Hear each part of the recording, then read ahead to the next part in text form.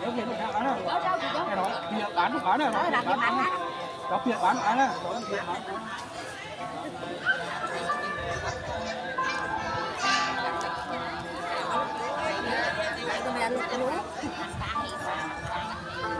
chúng ta đi vào trong một cái có nhà thiếu bơ, thì việc có an toàn, việc bây giờ sẽ là cái lừa cam mấy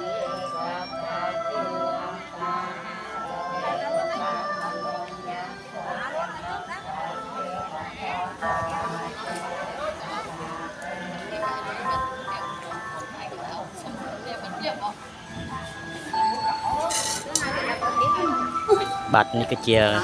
water romit nước không lương quả a cho thành cách trâu vinh bát cùng tè điệp tròn đặc bát bát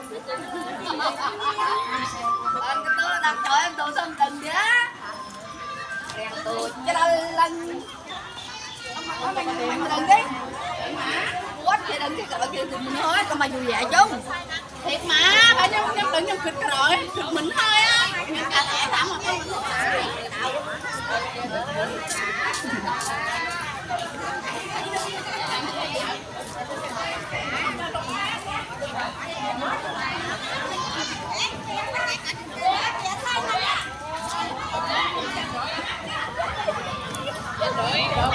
bát huyết thi cái nòng đặc bát bát bát chọp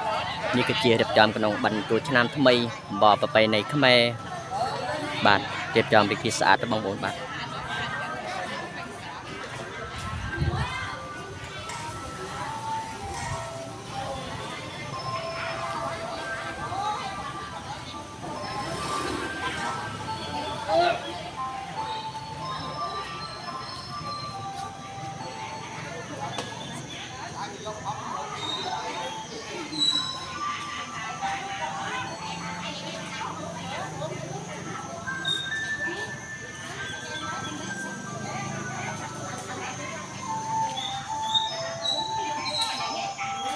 นี่ก็จะสลาสเทียในข้าง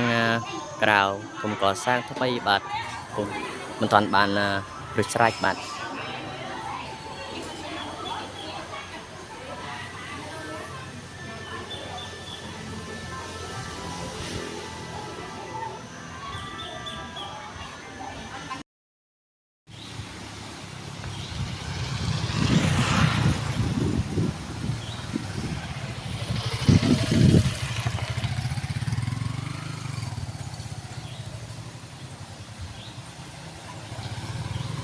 bắt cái sang với lúc xâm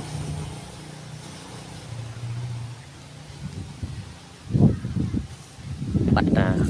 mẹ sang chụp đẹp số đó phục mẹ bông ổn chích ngay được nó còn nông tê hay môi cà tê trên này ăn từ ngõ bắt nó tháng ngày ní cứ cho tháng ngày đọc bì khe 4 năm phía vào một phẩy pram bát bắt mẹ sang ban miền mục cái nòng vọt romit nơi không lưu quả cho thành khe trâu vinh bát bắt mẹ sang ban một đôi cái nòng vọt cùng điệp cho bánh sen chua năm tháng mây bát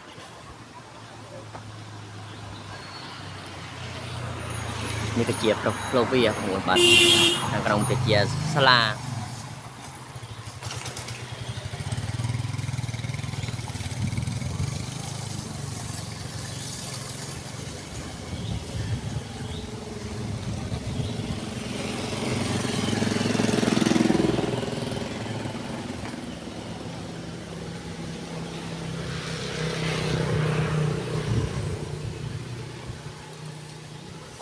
đây là phía trong chùa đang chuẩn bị lễ chào đón mừng năm mới của người dân tộc Khmer Nam Tông cả nhà. Thì đây chùa Romit thuộc Lương Hòa A Châu Thành Trà Vinh. Thì Khai Sang đến đây để ghi hình và chia sẻ trong ngày buổi lễ sắp tới cho bà con cô bác mình cùng xem hết cả nhà. Và một nữa thì buổi trưa hôm nay thì trong chùa có tổ chức một buổi lễ dân bông bạc đoàn kết đó cả nhà. Thì Mê Sang cũng sẵn chiến Mê Sang đến đây để ghi hình và chia sẻ cho bà con cô bác mình biết đến ha cả nhà. Thì cả nhà biết đến thì cả nhà dùm đăng ký và chia sẻ đường kênh này cho Mê Sang để cho Mê Sang có động lực để làm đường live tiếp hết cả nhà. Đây là phía trong cảnh chùa đang trang trí rất là đẹp luôn cả nhà. Đây còn phía bên đây thì bên Sala ha cả nhà. Sala đang làm cũng sắp hoàn thành này cả nhà. Còn phía bên đây tường thật này cả nhà. Rất đẹp luôn cả nhà ha. Rất đẹp ha. Quá đẹp luôn cả nhà.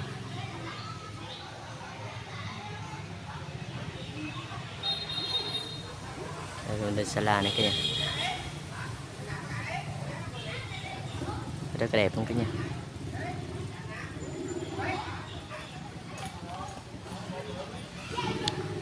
Bạn ở chắc nông hoạt robot nơi khung lương hòa cho thành khách trao vinh bạn hôm nay đẹp tròn nâng với thi bẩn đắng nghe và cả samki bạn nông ngày này ngày đọc bì khe buôn thế nam phiệp phòng một pram bạn mẹ sang bàn miền mục một chạy cả lệ cả nông với thi bẩn đắng nghe và cả ở miền bóng buồn chừng điệp đơn điệp mơ bạn bờ sao bóng buồn chừng phần chặt được mẹ sang xâm chui chích lái nâng xe ở mẹ sang ngôi bạn nhưng chùi đăng ký kênh ở mẹ sang bạn miền thì mẹ sang chạy lệ các bạn thì bóng buồn mua thì không hoạt bạn thiệp tròn thì sẽ bóng buồn bạn thấy trong chùa cũng trang trí những cái cảnh rất là đẹp hơn cả nhà.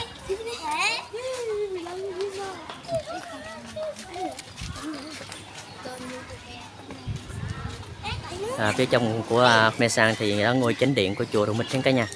còn gọi là chùa Sống Mốc cả nhà. Thì đây và bà con cũng đi chùa cũng chuẩn bị sắp xếp những buổi lễ dân bông bạc này cả nhà, khoảng 1 giờ ha để diệu hành lễ bông bạc cả nhà. Và phía dưới cũng có đội múa rô bam nữa nha, múa chằn nữa cả nhà. Cảnh chùa rất là đẹp cả nhà. Đi qua cảnh đây.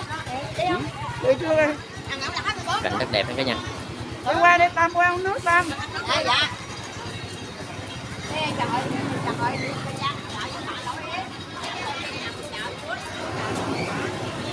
Còn phía bên đây là bên Sala này cả nhà.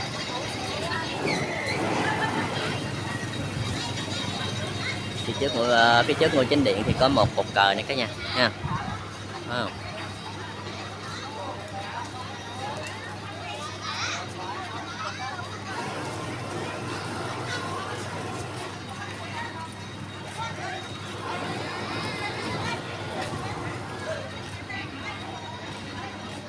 Cạnh ngôi chánh điện rất là đẹp cả nhà.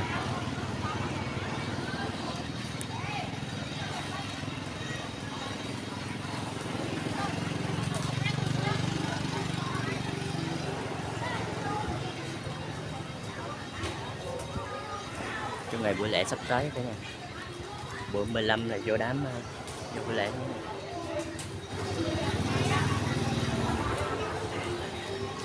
Thì bà con cũng đến buôn bán nữa.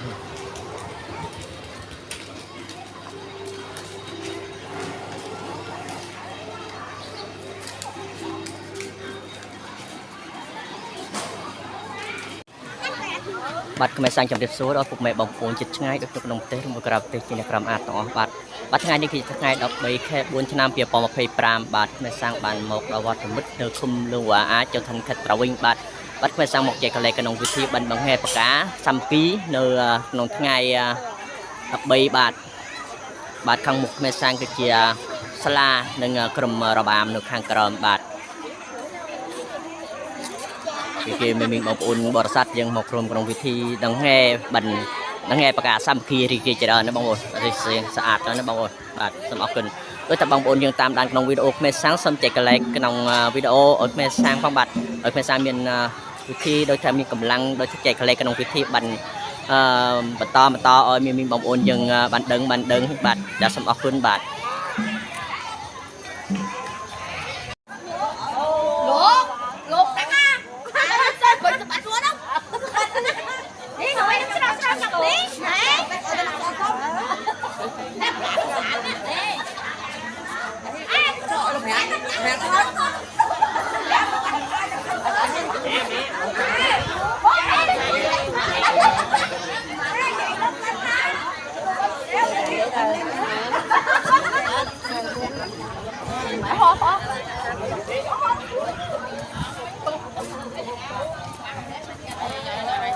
Thư thì người nó cái chạm người tặng bắt tiêu.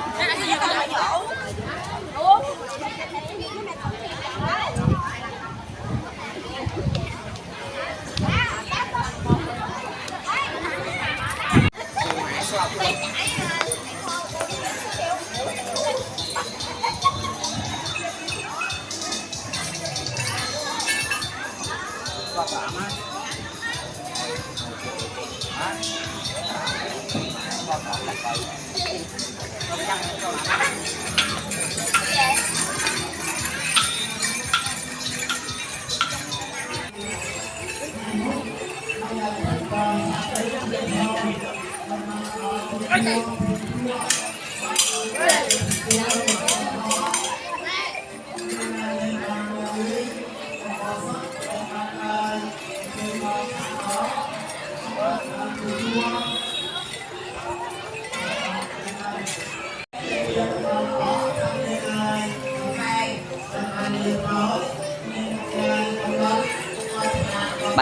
วิธีบันดังแห่ประกาศสัมกีบันผมเรียบจอมวิธีดังแห่บางบนบาท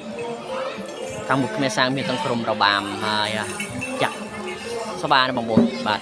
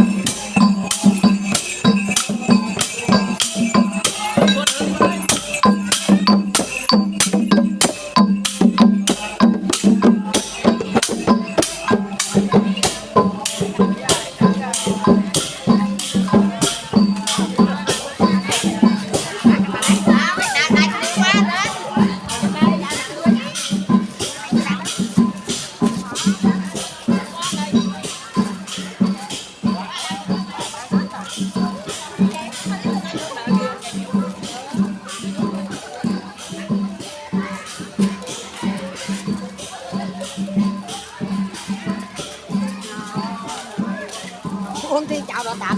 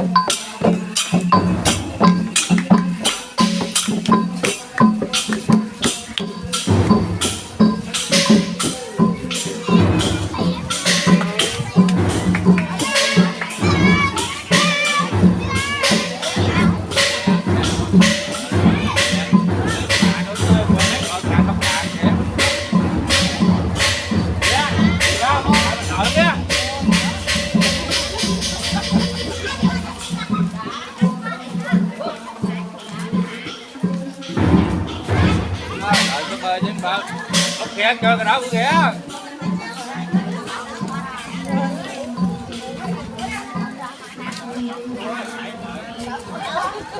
Kita chụp ảnh cả đấy.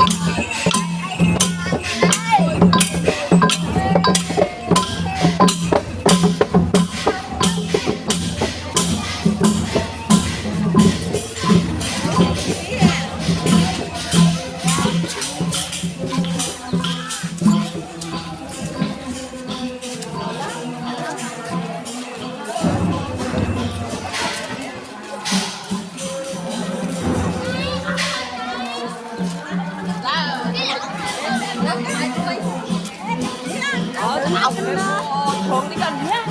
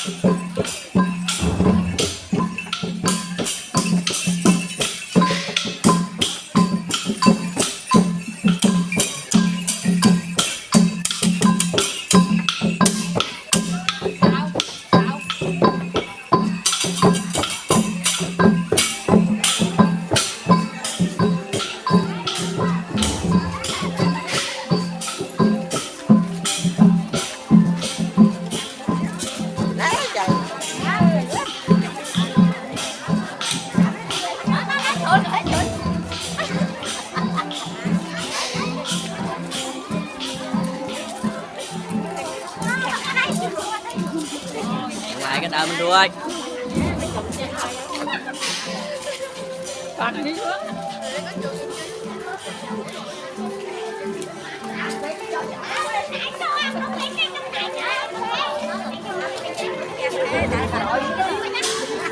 Tôi dọn quên tên quên.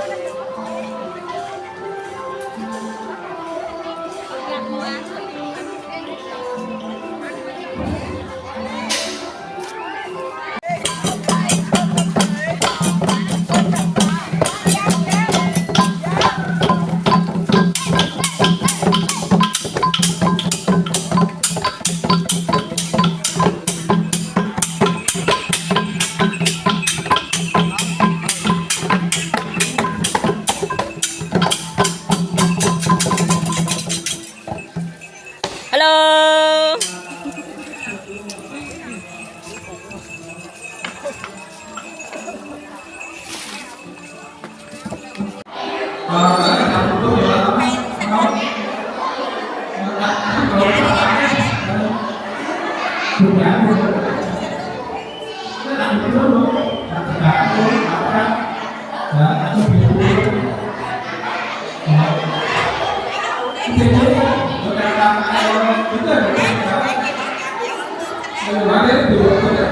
Lúc này là một như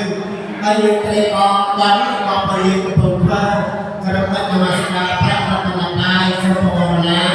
nhiều người một gì ta nhiều đã có nên sẽ đạt chắc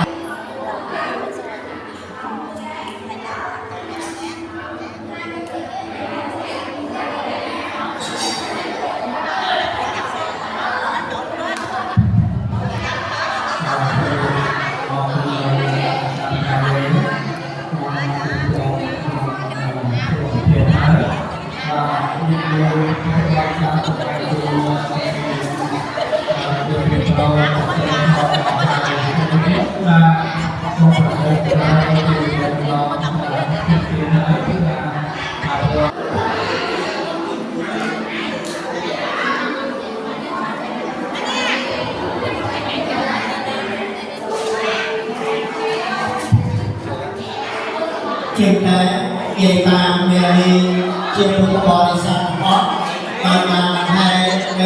con bà mà dương cho một bà rồi một bò sắp trên sông một hơi ở bên biển sông là kho bây giờ mà cô này áo